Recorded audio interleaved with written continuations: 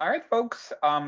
We're recording now. Welcome back to our last session of 2024. Heidi and I hope that you had a great 2024 and that year 2025 is going to be even better for you.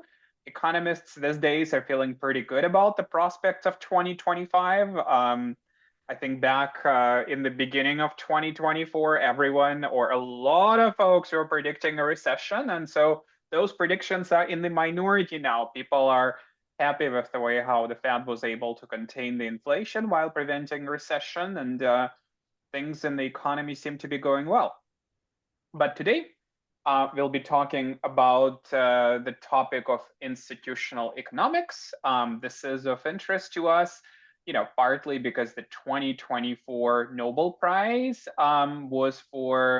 went to the researchers who worked in institutional economics and who made a number of advances in providing good explanations as to sort of what helps countries become wealthy. And we'll go from here. So let me start sharing my screen and sharing my presentation. Hopefully everybody can see what I'm sharing. So Hadi will keep an eye on any of the questions. My questions, panel is not popping up for me automatically, but if you have a question, feel free to unmute yourself and raise your hand and we'll go from there. Okay, so 2024 Nobel Prize winners. So these are Darren Acemoglu, Simon Johnson, and James Robinson. Technically, this is not necessarily, we call it the Nobel Prize, but in reality, it's called the Sveriges Riksbank Prize in Economic Sciences in memory of Alfred Nobel, because the original Nobel bequest didn't actually establish a Nobel Prize in economics. And one of the, I don't know if I can call it an urban legend or the legend in the profession. And one of the explanations for why there was no economics prize to begin with is that Mr. Nobel's wife ran away with him with an economist. I don't know, Hadi, if you've heard that one, but I didn't do any I of the haven't. research in there. It's it's a fun tidbit to share with folks, even if it might not be necessarily 100% correct. But despite Mr. Nobel's wife, we do have a prize. Acemoglu, Johnson, and Robinson were awarded the prize this year, and these are institutional economists who gave us a lot of insight in terms of the formation of institutions that impact economics, economic progress, and how they affect prosperity. And we are giving you a couple of links from the Nobel Foundation's announcements of those prizes and a summary of what the prize was awarded for. All right. So why is this topic of institutions important to us? Well, let me actually begin with the idea of convergence, or alternatively, one of the newer terms that refers to convergence is the catch-up effect in macroeconomics. And if you took the macroeconomics for business course as part of your IMBA, we've talked about that in the course, right? So in theory, the idea of convergence can be summarized as essentially the idea that if you are beginning, as a poorer country, your per capita income will grow at a faster rate than the income growth for a richer country. And there is a few explanation as to why that takes place. If you look at the Solow-Swan model, we're looking at the physical capital accumulation, which achieves a steady state at some point. And at that steady state, what we're achieving is really kind of the optimal ratio of capital to labor. And the future gains are limited because, at least partially, you have a significant stock of capital that you already have in the economy. And if you have a higher stock of capital, it will also depreciate more, right? You will have to spend a larger share of income on the depreciation and replacement of that capital, right? And so basically that explains that convergence. So per capita incomes at some point will converge for both richer and poorer countries and grow at roughly the same rate, right? And so this sounds very nice and lovely in theory, but the evidence for convergence is actually quite mixed. We do have a number of examples of poorer countries growing faster and achieving a state, of economic wealth and economic growth that's consistent with the richer countries, but a lot of countries do not, essentially, right? And the reason why that might not be the case, there is a number of explanations as to why convergence fails. Sort of some of the explanations could be economic policies that limit free trade and the exchange of technology. They have the idea that capital doesn't necessarily flow freely between the countries, right? And that there are significant difference in factor endowments. And factor endowments are essentially things like the natural resources, for example, that a country might be endowed with. For example, in the United States, we have quite a bit of land that's fairly suitable for some types of agriculture, and that's an example of a factor endowments. But at the very same time, there is also very powerful explanations from institutional economics. And before Hadi talks a little bit more about contributions of this year's Nobel Prize winners to institutional economics, let me talk about a brief summary of institutional economics. I'm not necessarily, oh goodness, why is this not moving? I'm not necessarily going to move in a lot of detail. But actually, this was just an illustration that is coming up. So if you look at the 20% of richest countries and 20% of poorer countries these days, the difference in their wealth is a stunning 30 times difference, right? Which is extremely, extremely significant. All right, well, let me talk about institutional economics. And there is a couple of strands in economic literature. We divide them into old institutional economics and new institutional economics. I'm not going to get into the nitty gritty of those differences, but institutional economics essentially say, well, there are endogenous or factors internal to the nations that explain those differences to economic growth. And countries' institutions that shape the country's capability, the behavior of economic actors, and therefore the economic productivity and growth rates are the ones that make difference in that economic growth. And when you talk about the examples of such institutions, there are a number of those examples that we could offer. We could talk about political and economic systems, such as whether we're looking at primarily a market economy, mostly market economy, something that is closer to the directed economy like the USSR used to be and like North Korea is, and the governance mechanisms embedded in those systems that also evolve over time. We can look at the institutions that impact innovation and creativity. And those institutions, for example, tend to be one of the better explanations as to the relatively better economic performance of the United States over the years, right? Essentially, we explain those differences to a large extent by Silicon Valley, by the presence of Silicon Valley in the United States and everything that it brings, right? We can talk about institutions that both establish and enforce what they call the rules of the game, which is your legal environment, which is your justice system, how quickly disputes are resolved, whether when you engage in a contract of a different party, it's relatively easy for you to enforce the performance under the contract.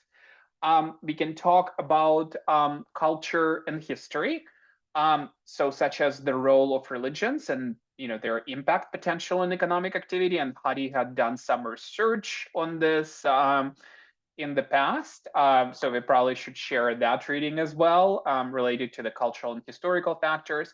And we can talk, for example, about institutions being inclusive that allow most of the players in the economy to embrace their games, versus extractive institutions that tend to extract the gains and give them just to a very narrow set of folks in the economy, right?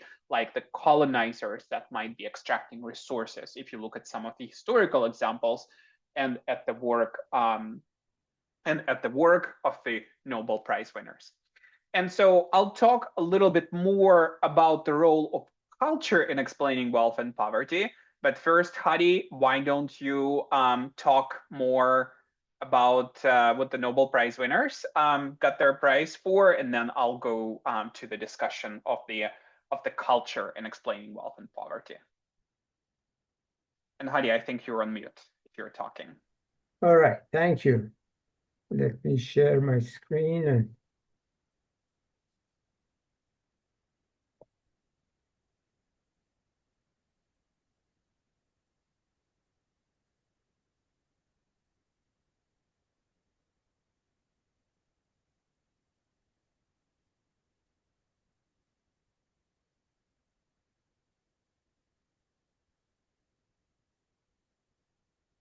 okay.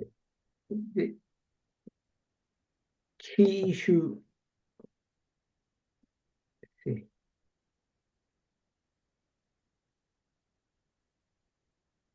All right, the key issue that the Nobel laureates of this year have been pursuing is a fundamental question of economics. This has been the question that has motivated a lot of economists, and the whole profession was based on this motivation to understand the source of wealth of nations. Adam Smith's book, in fact, was named an inquiry into the wealth of nations. So why some countries are rich, some are poor? There are many ways of thinking about this. People have different answers, but one can divide these into three major strands of thought. Some people have been talking about geography being close to equator. The weather is such that makes people not too active, and more moderate climates or temperate climates are probably better. This is the theory, the idea that maybe it's the temperature, maybe it's topology, maybe it's natural resources. These are the factors that are driving GDP per capita of countries. Some economists have been talking about openness, for example, in product market, capital movements, technology flows, or other policies that could be making a country more prosperous or poor. And finally, there's a third set of factors which Vlad was discussing, the issue of institutions. These are rules that assign roles to individuals in the society. And we call them institutions because they constrain behavior and structure interactions. For example, if someone owns a piece of land, what does ownership mean? And how is the ownership enforced? That all depends on the court system, the legal system, the laws that are observed in the country, to what extent you can rely on the actual enforcement. If somebody wants to take over your land, how will the government come to your rescue, or you're on your own and you have to hire your own guards for your property? All these things depend on the rules of the game in the country and in that society. We say they constrain behavior because if we have property rights and they're enforced, then people can't just come at will and take over part of your land or part of the assets that you have. There are enforcement mechanisms. So that constrains the behavior of the individuals in the society. And especially we need sometimes a mechanism to restrain or constrain government, because governments are very powerful. And if they decide to take over somebody's assets because they have the monopoly of violence in the country, that's the common way the governments operate, that they have mechanisms at hand to enforce the rules, and therefore they may themselves use that power to take over assets or violate other people's property rights. So the mechanisms that constrain the government are very important in making sure that markets can operate, ownership means something, private ownership can exist, and therefore people are motivated to work and accumulate capital and create jobs for people. So these three sources, geography, integration, and institutions, potentially can explain level of income, but we don't know which one is more important than the other. Are they similar to each other, or one of them dominates the determinants of per capita income? And the other issue, which is very important, is that we see a country that with high income, and we see that it has good institutions. For example, it has good rule of law. Laws are properly developed and enforced. We don't know whether it's because they're rich and they can afford to have good rules, or they have good rules and that has enabled them to become rich. So we need to identify which is which. This is called endogeneity problem, because it's very likely that level of income affects the rules that exist in the society, and the rules that exist in some ways make it possible to grow faster, or maybe they might block economic growth. So this is the endogeneity problem.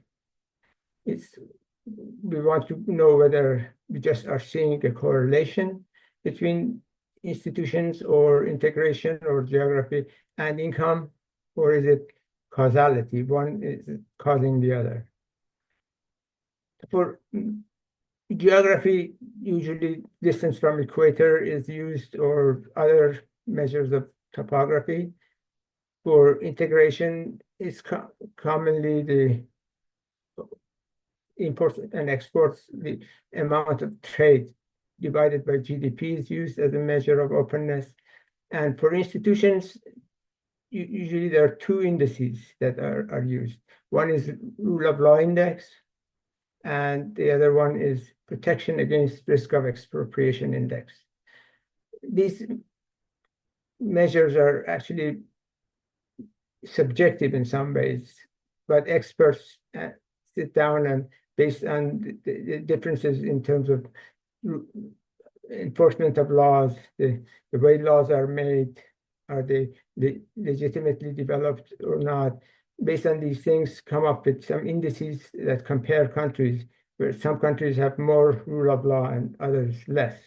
And the other measure, risk against expropriation, they keep track of expropriations in a country, or changes in government policies that change the value of assets.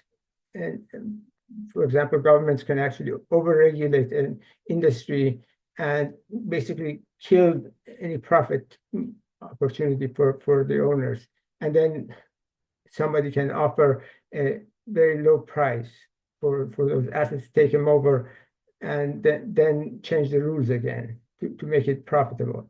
So because of all these possibilities, businesses need to be very careful in which country they invest, and to see to what extent the government has leeway to expropriate assets or profits of a business. These two indices are used for this purpose. And here, let's just quickly look at the relationship between geography, trade, and institutions and income. If we map per capita income against latitude of a country, how far is it from the distance from equator, then we get this kind of relationship, positive relationship. Moving away from the equator seems to be associated with higher income. This looks like the distance from equator is determining income, but this may be an illusion, because there are other factors that determine the institutions and income and other elements in the country, and that may be really the driving force.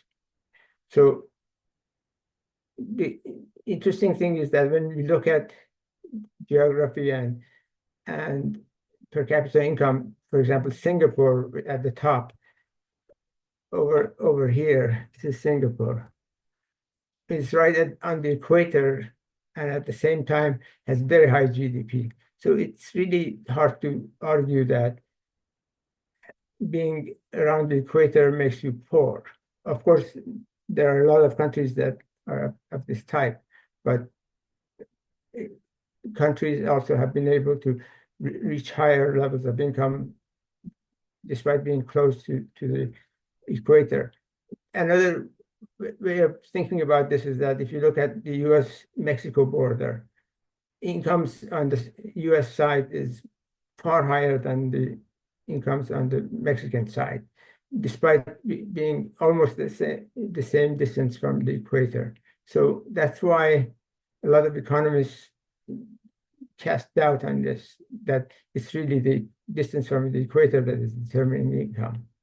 And then you have also countries that are far from the equator, like Mongolia, and have very low levels of income. And one wonders why is that so? What's the reason for that?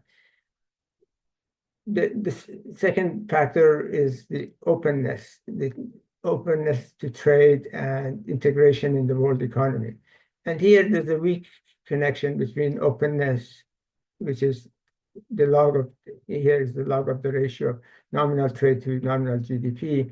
And the vertical axis, you have real GDP per capita in 1995.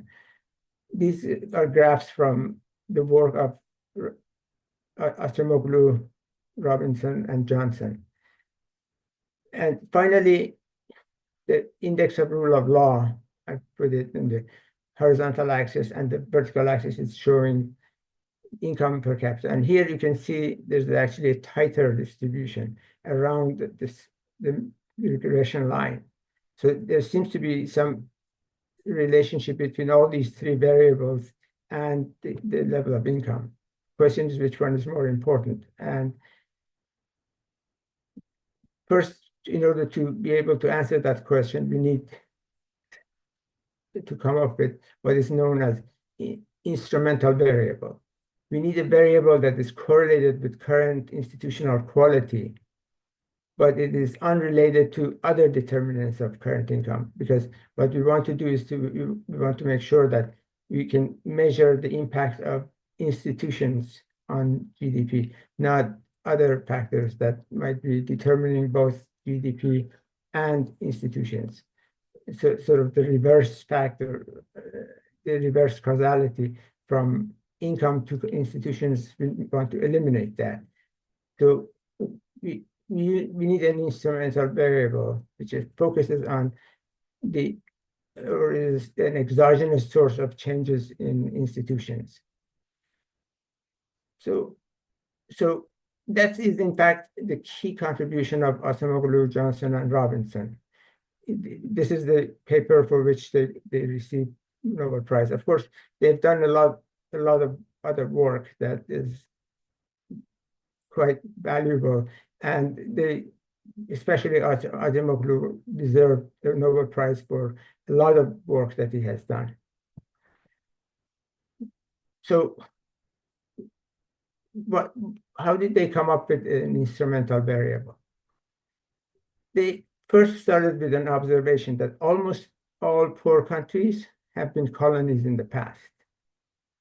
But not all past colonies are poor. Like the United States was a colony of Britain for many years, for centuries.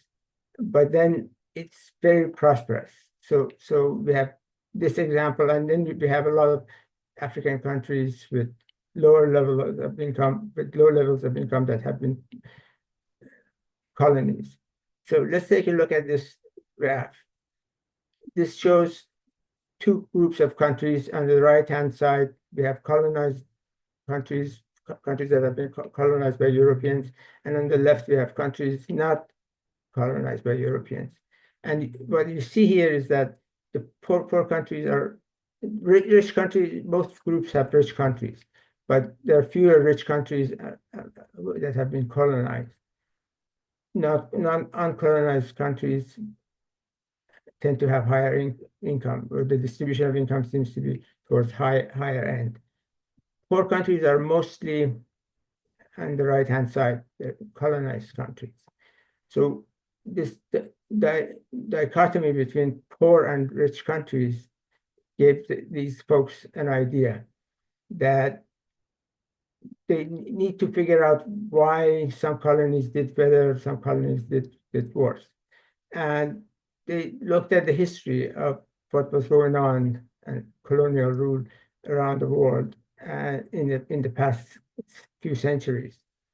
And they figured out that there are two types of institutions, to which Platt alluded to: inclusive institutions, those that share prosperity, and extractive institutions, that these are those that countries that a small group takes whatever value is generated in the economy, they take it from the rest. And the inclusive institutions are associated with rule of law, prosperity, democracy right now, and countries in which extractive institutions were established, they're associated with poverty, absence of democracy, and rule of law. So the question now becomes why there was this difference. I'm going to come back to that. Let me just point out that they've also made an assumption that institutions persist. Whatever was done during colonial period is affecting the country right now. It's shaping institutions. The reason for this assumption is that institutions mean essentially a set of norms and rules that people believe in. So if you want to change an institution, you need to make sure that all people change their behaviors and beliefs at the same time. So you need to coordinate millions of people. And that's not feasible, very easy to do. And that's what, as a result, institutions remain in force. For example, if it's common to ask for bribe by government officials, it becomes very difficult to change that, because the moment people want to do something, the first thing they think about is whom to bribe and how much to bribe to get the job done. And government officials also expect some compensation of that sort, of some sort, by whoever wants them to do something or to do essentially their routine tasks. They may actually ask for money. So if you want to then change the society and bring about a situation where the rules are observed and government officials don't take bribes, you need to change the behavior of all the bureaucrats and all their clients at the same time. And it's very hard to coordinate all this. On the other hand, if a country reaches a point where government officials have to do their tasks according to the rules and don't take bribes, then starting to bribe someone could actually be very risky. And therefore, the institution can persist, because everybody thinks that government officials are not supposed to take bribes. So nobody offers it, and anybody who offers it or tries to ask for it stands out and could be actually fired from the government or put in jail. So institutions persist, and then the question becomes, what determined the institutional systems in colonies in the first place, and why is there two different systems? The Nobel laureates decided that there's an indicator that shows why different institutions may have been set up. And the indicator they found is mortality of settlers, initial settlers who moved to colonies. They argue that if mortality is low in a part of the world, then a lot of migrants from Europe went to that place, and they developed inclusive institutions because they all felt that they're equals, and they wanted to encourage their others to come and join them to develop the colony. So they set up inclusive institutions. On the other hand, when some migrants went to a part of the world and death rate was very high, mortality was very high, then few people wanted to move there. So those who did go there basically were in the business of extracting whatever they can from the resources of the country and take it to their own home country, and they were not interested in developing inclusive institutions that whoever is in that part of the world gets to benefit from the resources and the work and what is being produced. So this was the idea. And so based on persistence idea, the authors argued that colonial institutions continue to shape current institutions in the world, and therefore variations in settler mortality can be used as an instrumental variable to check the relationship between the part of the institutions that are exogenously driven, because something that happened 200, 400 years ago, the way the colony was formed and the institutions of the colony was formed, that determines, if that, to the extent that that determines the institutional quality right now, you can safely assume that the settler mortality is not affected by current income or by other factors that determine current income. So you can identify the changes or variations in institutions that were due to the way the institutions started in the country, or they were set up under colonial system. So Acemoglu, Johnson, and Robinson found that quality of institutions is the main determinant of per capita income, and they showed this by using that instrumental variable. So let me just add that they have other publications in which they show other possible instruments can be used. For example,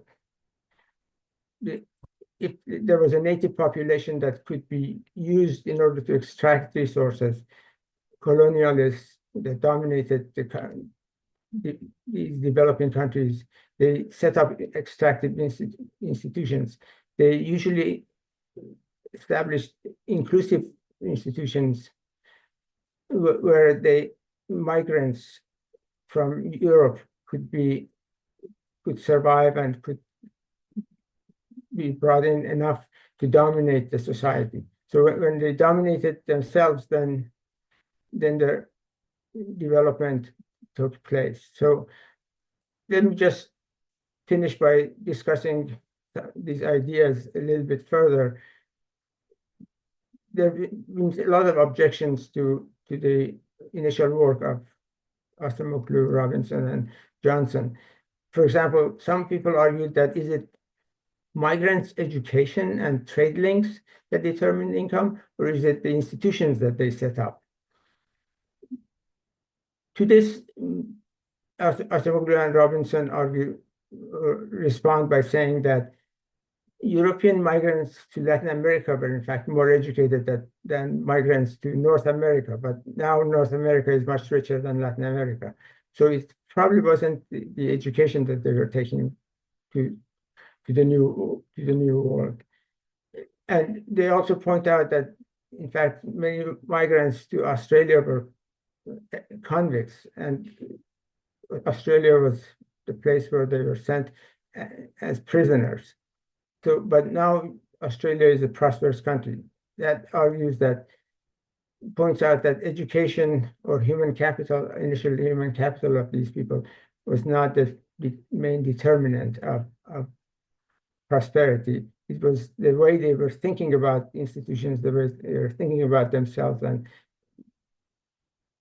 the rules that they wanted to establish between themselves to have a peaceful relationship and make sure that everybody gets the same rights, the same the people are treated equally. That's why they developed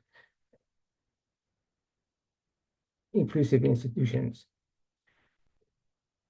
So it seems that the institutions were the result of, may seem that it's due to number of migrants. So if migrants were the majority and could dominate the society, they among themselves they wanted to have an equal relationship, so they developed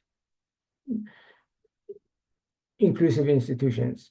But it could also be that the culture of migrants that told them that if everybody else is like you want to have equality, and therefore you want to establish rules that are inclusive.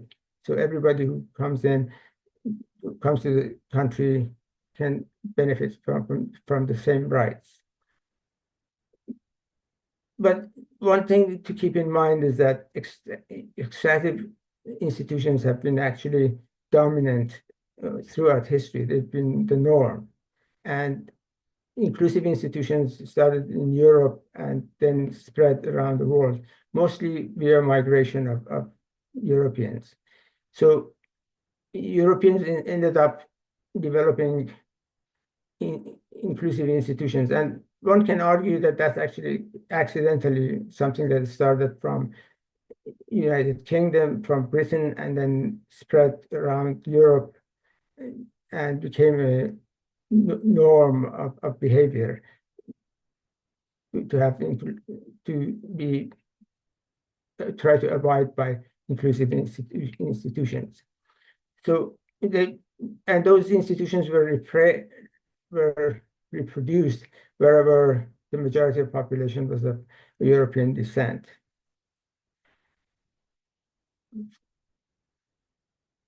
There are a few questions also about how would one characterize institutions of countries like China or Vietnam or other East Asian countries that have had periods of dictatorship, non-democracies, but still have brought about a lot of growth. And they seem to be, in some ways, extractive, but in many ways also very inclusive. In China, growth has been rather inclusive. A lot of people who lived in poverty were brought out of poverty and have better jobs, better incomes nowadays. Another question is whether colonial history is destiny. I don't think that one can really argue this, that just because 400 years ago the country was colony and colonizers set up norms and rules to run the country, that determines the future of this country, and forever it's going to be poor and non-democratic. What matters is probably how personalities come in, leaders come in, and change the culture, change the perspective, and bring about changes in the society that makes the institutions more inclusive. Thanks for your attention, and let's follow up with the rest of Vlad's presentation and also your discussion. Sorry it took a bit longer. No worries. Thank you very much, Hadi. There's probably going to be a tiny bit of overlap, which is unavoidable because we typically prepare independently for this session. But let me just share some of the final thoughts on this idea of culture in explaining wealth and poverty. So let me share my screen once again. And let me share my presentation. Okay. This follows essentially some of the items in the Economist's 2020 article. that talked about the role of culture in explaining, and culture being defined as society's beliefs, preferences, and values as an explanation for economic growth and wealth accumulation. This has been a bit of an obsession of economic profession for a while, since Adam Smith, who is widely credited as the father of economics as a science, right? Who emphasized self-interest, and self-interest very specifically through the, which is pursued through the adaptation to the needs of others, right? Um, you folks probably have heard this quote before, and I pulled it up, and I'll read this to you. But this is one of the most famous lines from The Wealth of Nations of Adam Smith. He said that it is not from the benevolence of the butcher, the brewer, or the baker that we expect our dinner, but from their regard to their own interest. We address ourselves not to their humanity, but to their self-love, and never talk to them of our own necessities, but of their advantages, right? And so, there is no argument here that potentially this is a cultural phenomenon. If you look at some of the writings of Karl Marx, he expressed concerns about, well, what he called Oriental despotism, that served as a brake on the economic growth, and that essentially slowed down the emergence of capitalism in Asia. If you go to the early 20th century, then it's the seminal work of Max Weber, who is essentially the father of economic sociology, who specifically talked about the strong work ethic of Protestants, and actually more specifically Calvinists, right? So it's not all Protestants, but Calvinists that he credited as being the drivers of capitalism, and said that honest hard work essentially was equivalent to any sacred calling, right? Um, then in the 20th century, sort of economic literature, there was literature emerging through the middle of the 20th century. And then at some point, it gave way to the mechanistic models that were driven by economic data. So we are coming away from theory, right, to more of the empirical work. And in this empirical work, sort of the economic data on, sort of on all kinds of economic variables became a lot more important. So this interest in culture fell by the wayside. But then a little later, as oh goodness, what's going on with my PowerPoint? But then a little later, we were starting to see more interest reemerge in the late 20th century. And a lot of it is driven by the availability of data. Heidi referred to things like the rule of law index and the protection against the risk expropriation index. So these are the actual empirical data sets. And, sort of they may not be exact data sets, right? A lot of it is dependent on sort of, it's not strict observations, but it's our assessments of what we're seeing, right? But a lot of the accumulation of those databases related to culture kind of start driving more of the empirical literature in the role of culture in economic growth, right? And so, if you look at, case studies that we had, if you look at Italy, there is a big difference between the relatively prosperous North and the poorer South. And this is also a cause of a lot of contemporary Italian society's division. We are seeing, sort of more literature on social capital and trust started to emerge. Joel Mokyr of Northwestern University, one of my favorite authors. And if you have a chance to look at his books, they're extremely readable, right? Very, very enjoyable writings. Offers explanations such as the principle of contestability as one of the explanations for industrialization. And contestability is this idea of being able to question inventions and ideas, being able to debate them. And in this debate of contestability, sort of better approaches emerge, right? Mokyr talked about, and this may have been one of those happy little accidents of European fragmentation as the ideal setting for innovation, as this innovation laboratory. If you look at Europe in the 18th, 19th, 20th century, it's a patchwork of little states, right? If you are an innovator who is being persecuted for their beliefs, it is relatively easy for you to pick up your things spend a day or two traveling, and all of a sudden you're in a different state where you actually might be welcome. So this provided an incredible laboratory of innovation, and perhaps this is a good example of the randomness of some of those events, right? So if you go back to folks who followed Putnam in his analysis of Italy, so Alessina and Tabellini and other researchers in the Italian school is they're emerging with other explanations, like the role of agricultural tools as an explanation for labor force participation. If you have an economy where the agricultural tools are relatively heavy and could be operated by men only, then this might influence the women's labor force participation to be lower.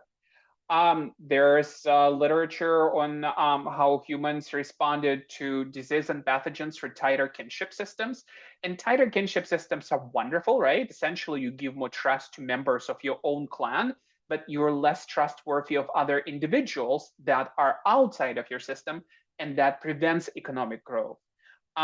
So going back to some of the work of the Nobel Prize winners, Semaglu and Robinson, took a very interesting look at two very similar countries, Costa Rica and Guatemala, but Costa Rica is actually twice as rich as Guatemala is. And so one of the explanations that emerged in their research is the way how the coffee plantation ownership, and that coffee was supplied to the Europeans, influenced that economic development. It was relatively fragmented and much more inclusive in Costa Rica. In Guatemala, it was much more consolidated and also led to the emergence of stronger, more extractive government elites who took this out. So they also looked at the pathogens and disease in colonization, and how, and so the topic that Hadi talked about a little while ago, and how that led to the extractive versus inclusive institutions, right? Like my example here probably would be Congo, right? And how how Congo, sort of essentially was, had its resources extracted from it. And so that's, sort of that's our story about the role of culture. Again, if you look at all of this literature, so, we're seeing little different pieces emerge, right? But interestingly, there are still, sort of the explanations as to the causes of wealth in the nations. The very, first economic work, the very first work in the economic literature, there is still a lot of debate about those issues. We're still trying to figure this out. This is where a lot of future research is probably coming out, and we'll understand those things better, piece by piece. So folks, I'm happy to take, we're about 10 minutes to 2, happy to take any of the questions. Vivian, do you want to voice out your question? Hey, thanks again, both professors, really helpful. I might have missed the entire presentation, so I seem to conclude that inclusiveness of culture has played a huge role in predicting the prosperity of the country.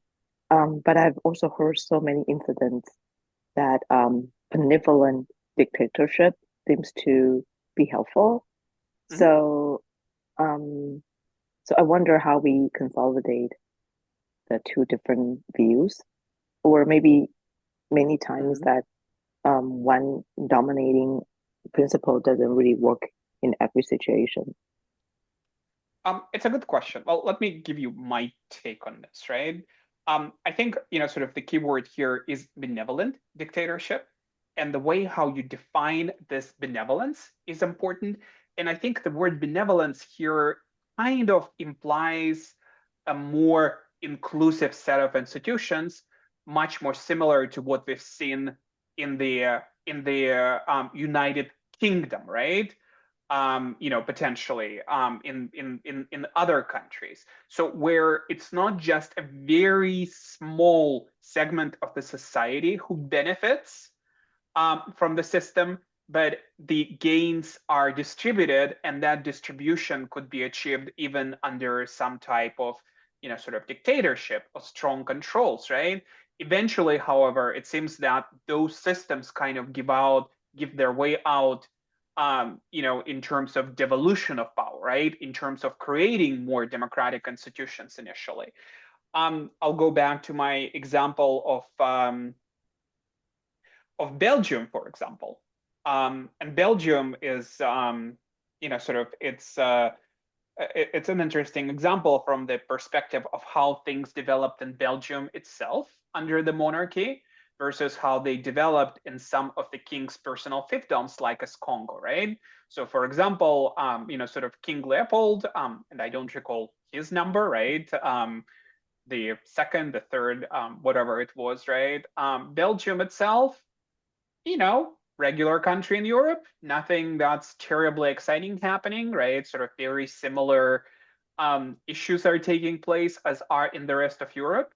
The citizens have a lot of ability to vote with their feet because, France is closed, a lot of other countries are closed. Some of them even share the same language, right? You can pick up your things and move if things become intolerable.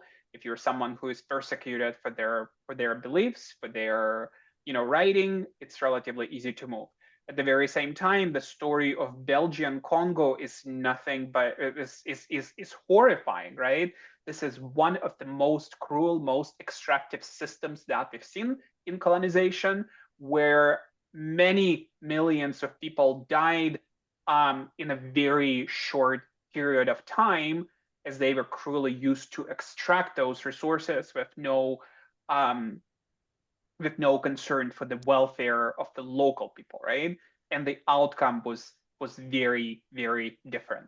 So I guess dictatorships could be inclusive to some degree. They could be they might not be inclusive to some degree, and I think this inclusiveness is probably still something that's fairly consistent with the work that we've presented. I got it. Hadi, And then, anything from you on this? Well, let me just add that I think if dictatorships are inclusive, it goes back to the culture that determines the relationship between people and also identity of who we are. Mm-hmm. Dictators that care about their countrymen, for other people living in that area, Mm-hmm. they tend to legitimize their rule. Even if they're dictators, they try to legitimize it by making sure that everybody's taken care of.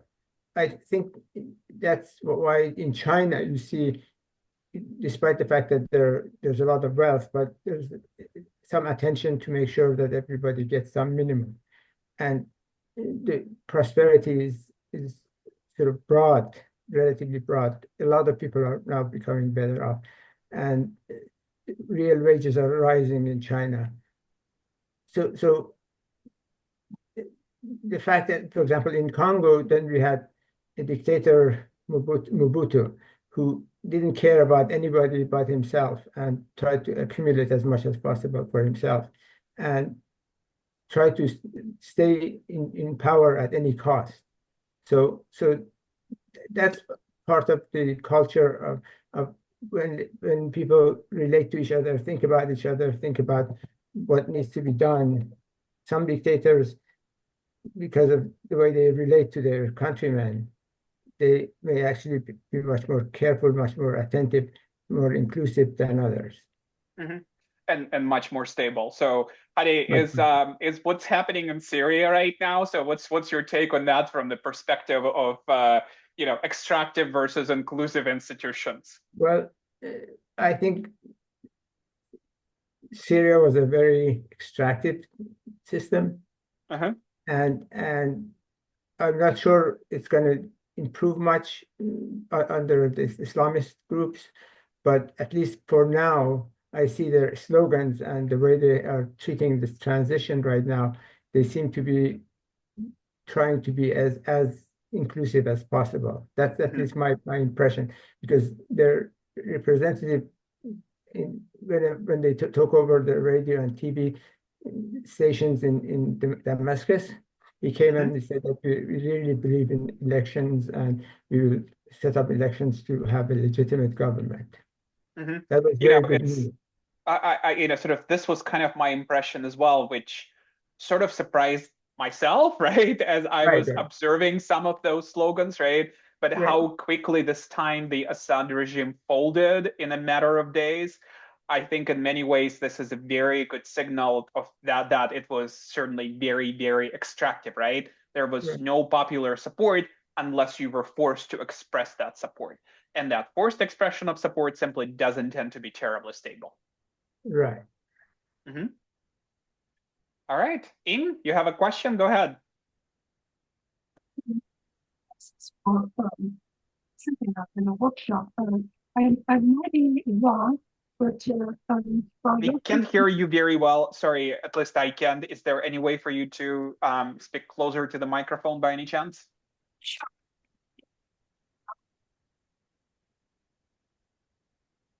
I don't know why the voice is not coming through. So sorry, we can't really hear you, Ing. Sorry. Vivian had, I think, another point. So meanwhile, maybe we should ask her to. Vivian was you're welcome, Ing. You're welcome to type in if there is a sound issue. But Vivian, did we address your question? Was there something else? Well, I was trying to say that, so my understanding is maybe the distribution of the gain has to be more inclusive. Yeah, Then then there's some chance that, or as being greatly associated with the prosperity of the country, not so much about how the control is being done or Mhm. the government um, system. It seems to be my understanding right now. Yeah, so yeah, the way how the gains are, sort of distributed obviously matters, right? Sort of if the majority of the members of the society share in those gains to some Hmm. degree, that Hmm. obviously contributes to both stability and to economic growth. Hmm. If the incomes are extremely unequal, right, and the majority of people are not even getting to the point of daily subsistence, so they're not feeling like their life is improving over the years. Hmm. That's probably a good indicator of a more of an extractive system where it's just the top of the Hmm. country benefits. This in Hmm. turn slows down economic growth and Hmm. considerably impacts society's cohesiveness, right? Yeah. Um, and yeah, sort of some of the other interesting points, of course, is and in sort of you were saying that whether a country is poor or wealthy, the primary root causes are case by case, but they Hmm. share many common factors. I think Hmm. this is very true, right? Hmm. I think the idea of the homogeneity of the society is particularly important in something like this, right? In a number of ways, in the way how it engenders trust, in the way how it enables you to go besides just your family members to engage in economic activity. That obviously makes a huge difference, right? Hmm. Sort of there have been some economic literature that talked about the development of the welfare state and the way how welfare state, which is sort of the welfare states are sort of much more expensive in Europe, right? How the homogeneity of the society contributes to something like that, right? There is a Hmm. number of interesting issues in here, and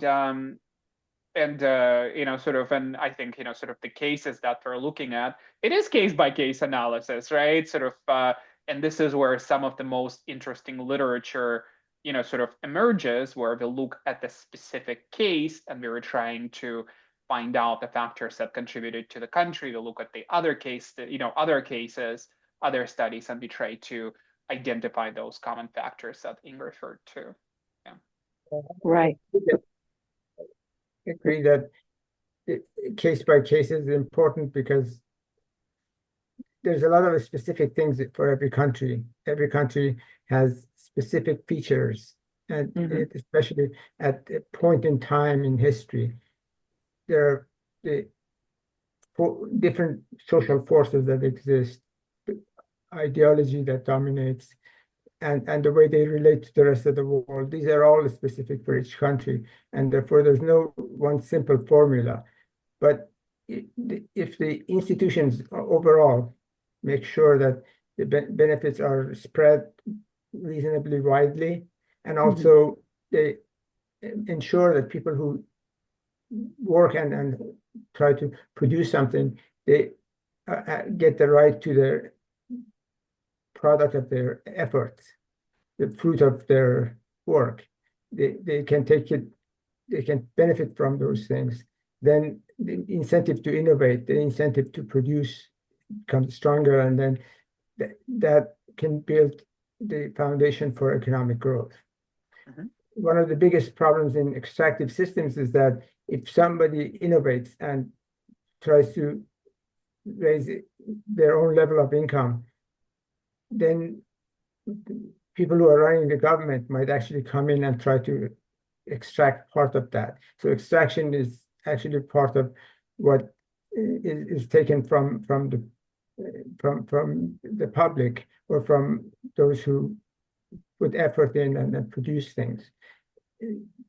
Inclusiveness means that anybody who does something beneficial can also benefit from the fruits of their work.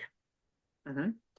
And so in this regard, sort of this interplay with the system of property rights, which, sort of we often say, sort of a strong system of property rights is one of the, prerequisites for economic development, right? This is a very good illustration of that. The ability of somebody just to take away the fruits of your labor and extract their own dividend from it is really something that simply doesn't serve as an incentive to innovate, right? Sort of this is something that contributes to potentially immigration to countries that have stronger property rights, like immigration to the United States and to Europe. All right, folks, it's a little after 2 o'clock. We're running a little bit late, so we do appreciate all of you joining in. We'll post the recording on our YouTube channel. So if you want to subscribe to the YouTube channel, that would be fantastic. I think I started to sounding like a social influencer with the whole like and subscribe. Hit that subscribe button. That might be an easy way to follow us, even if you're unable to join our live conversation. And as always, if you want to give us suggestions what to do in the upcoming year in 2025, topics that are of interest to you, Hadi and I would greatly appreciate hearing from you. I'm sure there will be so much for us to discuss in joining 2025. I expect to see a lot more going on in 2025. So definitely we'll have a lot of interesting topics for you too. Also, we would appreciate if you suggest some questions that we should address, which are of interest to you. We'll do that. Thank you. Thanks very much, folks. Talk to you soon, so and best wishes for 2025. Thank you, Professor.